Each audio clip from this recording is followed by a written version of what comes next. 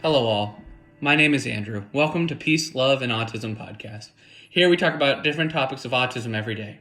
Yes, thank you, Andrew. Today our topic is the symptoms of autism. Hello all, my name is Hunter. Each of us have a different symptom of autism that we will introduce and discuss here today. I'll go first if no one objects. Go ahead. Let's talk about who has encounters with people diagnosed with ASD. My little sister is autistic. Though she is remarkably high functioning, it almost seems like she is not at times. That's interesting. What about you, Hunter? Only day-to-day encounters.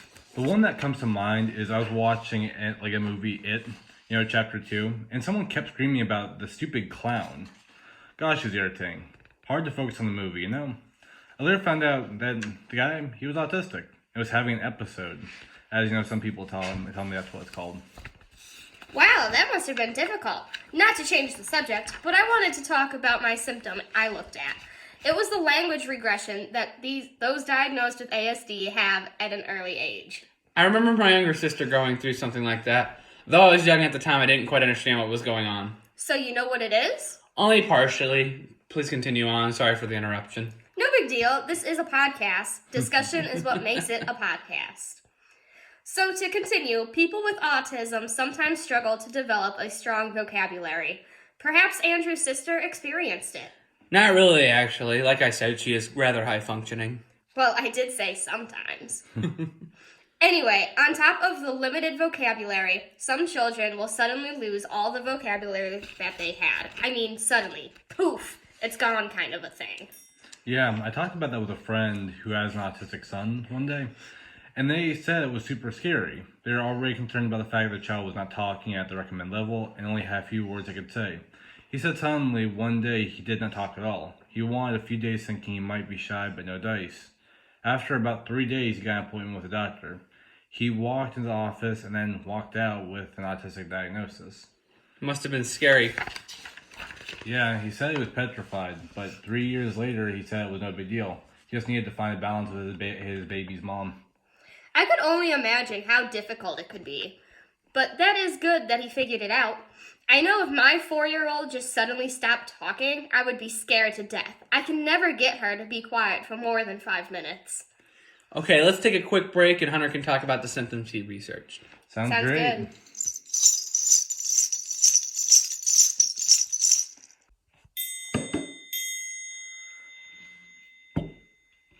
Welcome back, all. I hope you all enjoyed the break. Hunter, why don't you go ahead and start?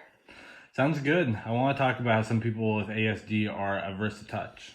That's more like my sister. She doesn't really enjoy touch of any form, but she's okay with fist bumps, but not high fives. Yeah, exactly. The main thing for parents is that a lot of children with autism do not like to hug, and I get that. If my son never hugged me, I think I might get a little offended as well. I heard that if you were to force them into a hug, they lose it and fight back. I don't think it'd be any different if I were trying to force you into something you didn't like. Plus, they're just kids. But it's also important to think about how this makes you, like the parent, feel. Think about how you would feel if your children never display any affection towards you. Mentally, I imagine it would be very draining. That's a great point. It must be very difficult to have that lack of interaction and not be concerned as a parent, or even just distraught over it. It's difficult for me, and it's just my sister. If my child did not want to hug me, it would destroy me. Okay, this has been great. Let us break for today, and we will come back tomorrow after lunch, and Andrew can discuss his symptoms he researched. Sounds great.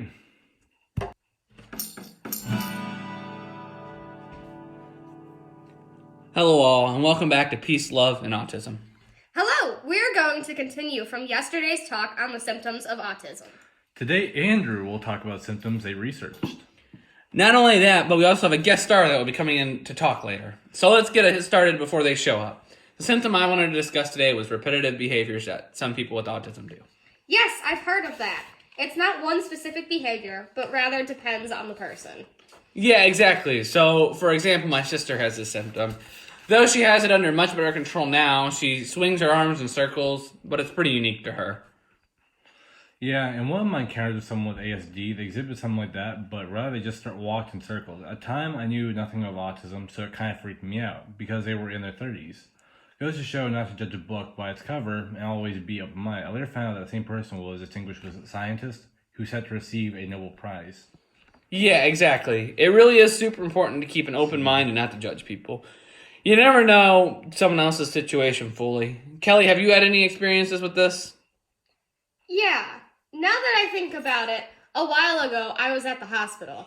I was walking by the behavioralist department, and standing outside the door of the office was a child that was banging his head against the concrete. Naturally, I was concerned for the child's safety and ran and grabbed him to stop him.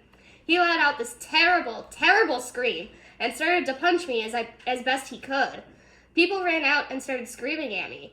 Naturally, I took off in the confusion, but I thought I heard someone say, "You're a monster. He has autism."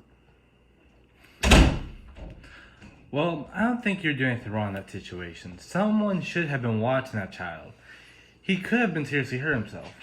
Hello, Dr. Lisa. Everybody, please welcome her. She is a neurologist that specializes in autism cases. She is our guest speaker today. Thank you. Y'all are too kind.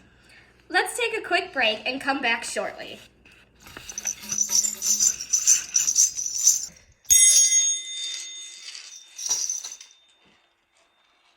Welcome back, all, for the last section of this podcast. And please welcome back Dr. Lisa. Hello all again. Did Andrew say that you are a neurologist and you specialized in autism? How did you end up doing all of that? Oh, great question, Sugar. It happened by chance. I knew from a very young age that I wanted to be a physician. I did not know what kind of physician I wanted to be. It was kind of my third year of medical school. I went on a neurologist rotation and fell in love with it. Then working in residency, I met with an autistic patient. I could see that I made a big difference in their life. So here we are. Oh, interesting. So what topic did you want to discuss today? Well, I want to talk about assessing symptoms. What do you mean by that? So, of course, I work with a lot of children and their parents.